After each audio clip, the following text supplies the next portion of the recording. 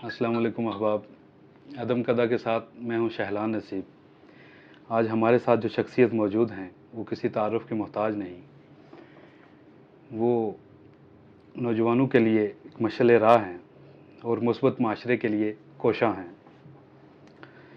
इनका ताल्लुक़ समाजी कारकुन हैं, आरजे हैं, कानून की तालिबा हैं, मुकर्ररा हैं, कैलीग्राफी आर्टिस्ट हैं। मेरी मुराद जनाब मोहतरमा हबीबा राठौर साहिबा, खुश आमदीद आपको। बहुत शुक्रिया। अच्छा, हमारे सेशन का पहला सवाल कि आपका आबाई इलाका कहाँ है? मेरा ताल्लुक़ हवेली आज़ाद कश्मीर से है, जो आज़ाद कश्मीर का एक बहुत खूबसूरत ज़िला जी है। जी। मेरी पैदाइश वहाँ की है और उसके बाद फिर मेरी तालीम और मेरा जो अपब्रिंगिंग है वो सारी इस्लामाबाद की है। अच्छा अच्छा, आप हवेली आज़ाद कश्मीर से हैं। जी। और आपकी इब्तदाई तालीम वहीं से हुई या फिर इस्लाम? मेरी सारी तालीम इस्लामाबाद से, अच्छा शुरुआत से ही अच्छा यही। अच्छा। वो पसंदीदा मशगला आपका? मेरा पसंदीदा मशगला मशागिल कर लें जी कोई एक मशगला क्योंकि है नहीं, क्योंकि मैं शुरू से इंटरेस्ट इतने ज़्यादा थे कि मुख्तलिफ जो है चीज़ों में देखना पढ़ना, तो जो चीज़ अच्छी लगी मैं उसमें से किसी एक को तरजीह नहीं दे सकती कि मुझे जी ये ज़्यादा अच्छा लगता है। फारिग वक्त हुआ किताबें पढ़ ली, जो कैलीग्राफी है वो कर ली, जी। या अपनी जो पढ़ाई है उसको लेके चलते रहे। तो कोई किसी एक को महबूब नहीं कर सकते, अच्छा तमाम जितनी ज़िंदगी में जो कुछ किया है सब महबूब है। माशाल्लाह, ये भी अच्छी बात बड़ी। अच्छा, अभी हम चलते हैं अपने अगले सेगमेंट की तरफ। इसमें चंद सवालात हैं जिन पर आप ज़रा तफसील से रोशनी डालेंगी।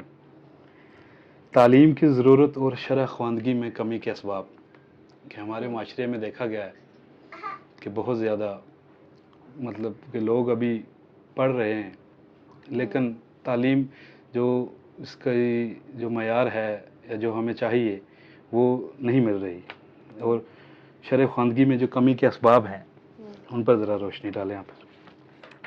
अच्छा, इसमें सबसे पहले तो हम देखेंगे कि तालीम ज़रूरी क्यों है। हमें बताया जाता है कि सुन्नत नबी सल्लल्लाहु अलैहि वसल्लम के इल्म हासिल करो माँ की गोद से लेके कब्र तक, बेशक तो वो सारी ज़िंदगी एक इल्म के हसूल की तगदो में लगा देनी चाहिए। अब वो इल्म क्या है, वो तालीम क्या है जो हमारी ज़रूरत है। जब बच्चा माँ की गोद में आता है उसकी परवरिश वहाँ से शुरू हो जाती है, वो तालीम हासिल करना वहाँ से शुरू करता है। उसका जो खाना पीना है, उसने किस तरह से खाना है, क्या कैसे बैठना है, कैसे उड़ना है, वो माँ की गोद उसकी परवरिश करती है।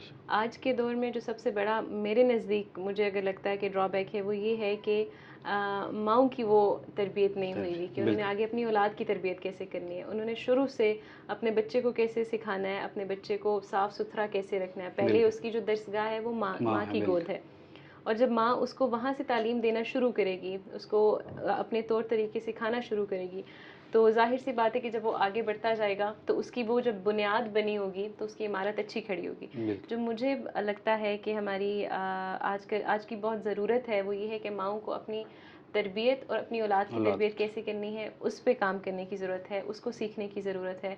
और हमारी माएँ जो हैं, अब आज का दौर कर लो तो वो इतनी मसरूफ़ हो गई हैं कि उन्होंने अपने बच्चों को बस किसी को साथ रख लेती हैं, उसके हवाले पूरा पूरा दिन कर दिया, खुद बाहर है, तो वो कोई दूसरी पराई औरत आपके बच्चे को क्यों देखेगी, उसको क्यों कुछ सिखाएगी, उसका क्या मकसद है, उसने केयर टेक करनी है, उसने अपने पैसे लेने, वो चली जाएगी।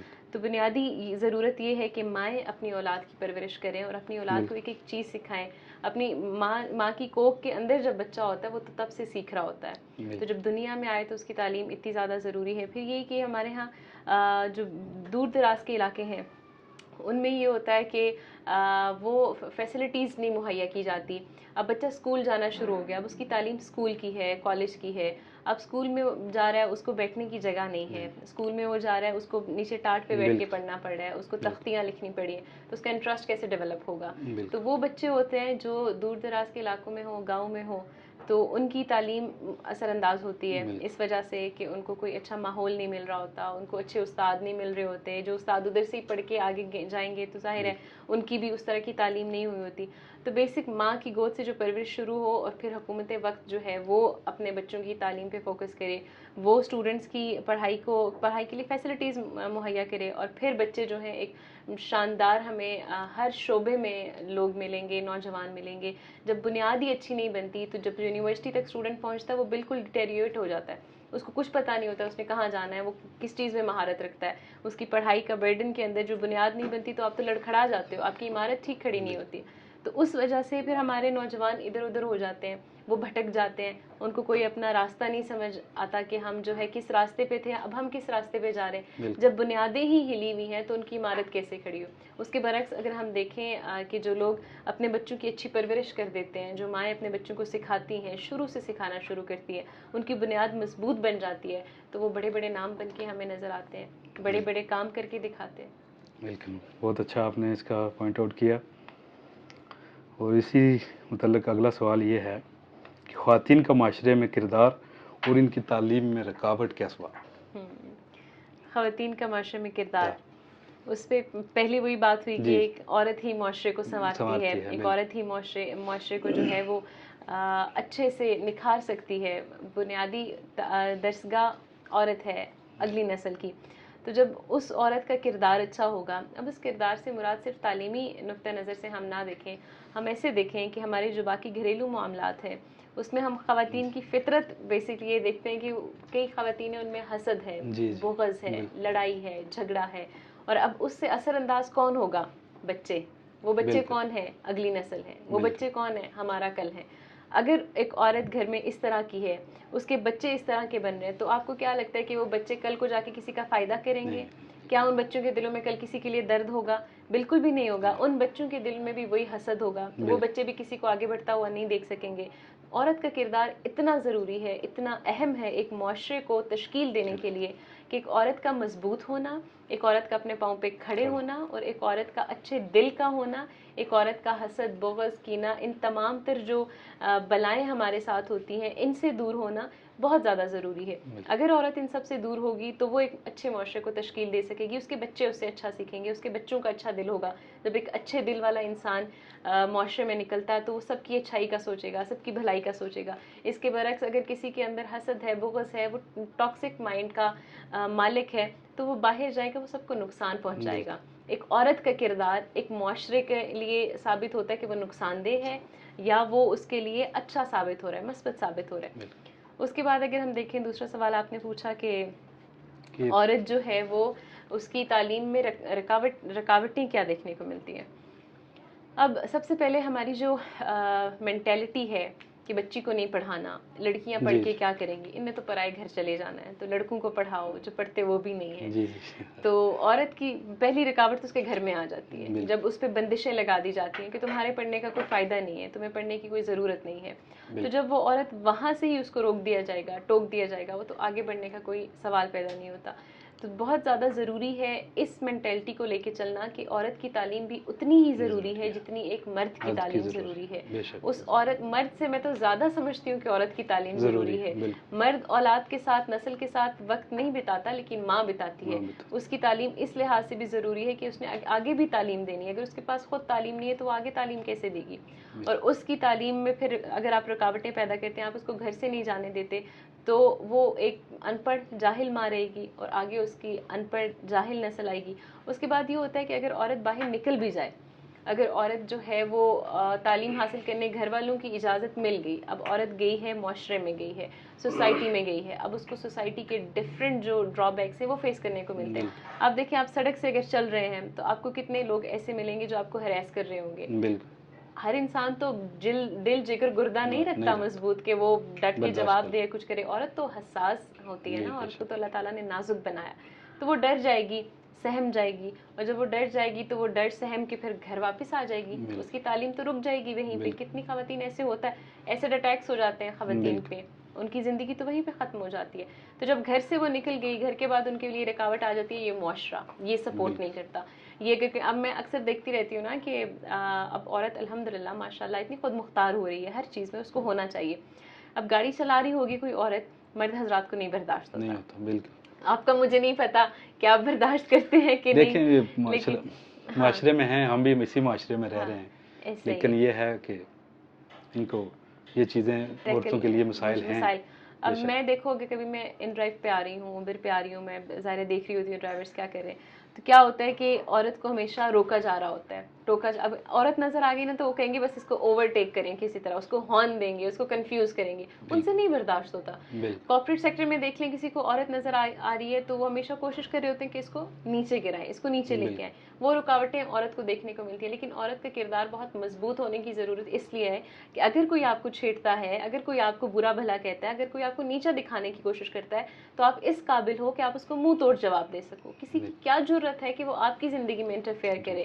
آپ کی زندگی آپ آن کر رہے ہوتے ہو, آپ کی فیملی کی جب آپ کو سپورٹ ہوتی ہے نا, تو آپ اتنے مضبوط ہو کہ کوئی اگر ایسے دیکھتا ہے تو اس کو دو لگانے کی بھی ہمت رکھتے ہو, جرت رکھتے ہو. تو پھر عورت ان رکاوٹوں کو اوور کم کر سکتی ہے. ادروائز یہ ہے کہ جیسے جیسے وہ ہوگی پیچھے بیٹھتی جائے گی. لیکن الحمدللہ آج کے معاشرے میں عورت ہماری اتنی پیچھے نہیں ہے. جتنی خود کوشش جہاں جہاں کر رہی ہے وہ آگے جا رہی ہے. میں دیکھتی ہوں کتنی خواتینیں آگے بڑھی ہیں, مجھ سے کتنی ایسی بچیاں جو ہیں وہ رابطہ کرتی ہیں, بتاتی ہیں کہ یہ مسائل آ رہے تھے, ہم نے اس طرح ان کو اوور کم کیا, ہم اس طرح سے اب آگے بڑھ رہے ہیں, ہم یہ انٹرویوز دے رہے ہیں, یہ ٹیسٹ دے رہے ہیں. اتنی خوشی ہوتی ہے ان بچیوں کو دیکھ کے کہ جو لڑ رہی ہیں اس معاشرے سے.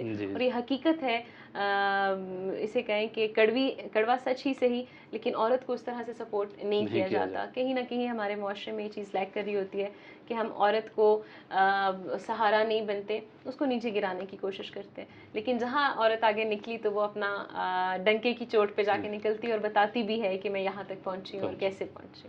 جی یہی کہ عورت ایک معاشرے کے بگاڑنے اور بنانے میں عورت کا اہم کردار ہے, کلیدی کردار ہے عورت کا. ایسا ہی اگلا سوال ہی اسی طرح کا ہے, نوجوانوں کے لیے ہے کہ نوجوانوں کا مثبت معاشرے میں کیسے وہ ایک مثبت معاشرہ قائم کر سکتے ہیں, کن اقدار پہ چل کے. ظاہر ہے یہ کہ ایک چیز آہستہ آہستہ ہی ہونا ہے, یہ کام یکدم تو ہونا نہیں, لیکن کیسے اس کی طرف بڑھ سکتے ہیں ہم؟ اس میں سب سے پہلے تو اس کو مثبت کردار ادا کرنے سے پہلے خود مثبت ہونے کی ضرورت ہے, اپنی سوچ کو پازیٹیو کرنے کی ضرورت ہے. ایک آج کا نوجوان بہت زیادہ ڈپریشن کا مریض ہے, انزائٹی کا شکار ہے, اور اس کو مختلف جو اس طرح کے امراض ہیں وہ لاحق ہیں. اس وجہ سے ہے کہ وہ بہت کنفیوز ہے, پریشان ہے. اس سوسائٹی کا پریشر اس پہ اس قدر ہے کہ کوئی انسان پازیٹیو تو رہا ہی نہیں. اور مجھے بیسکلی ایسا ہوتا ہے کہ میں جب کسی کے پاس ہوں, کوئی بات کر رہی ہوں, تو مجھے لوگوں کی انرجیز فیل ہو رہی ہوتی ہیں کہ ہاں ان کی پازیٹیو انرجیز ہیں, ان کی نیگیٹیو انرجیز ہیں.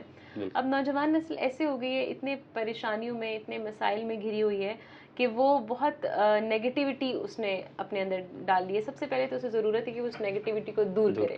اور اس کو کیسے دور کر سکتا ہے؟ اپنے آپ پہ یقین رکھ کے, اپنے آپ کو مضبوط کر کے, اپنی جو آپ کو اللہ پاک نے کوئی نہ کوئی مقصد دے کے بھیجا ہے. کوئی انسان کوئی چیز بغیر مقصد کے نہیں ہے. آپ دیکھیں پیڑ پودے ہیں, پانی ہے, سمندر ہے, ہر چیز اپنا مقصد پورا کر رہی ہے. سورج ہے, چاند ہے, زمین ہے, کائنات ہے, کوئی چیز بے مقصد نہیں ہے. تو ہم یہ کیسے سوچ سکتے ہیں کہ اشرف المخلوقات کو اللہ نے بے مقصد بنایا ہوگا؟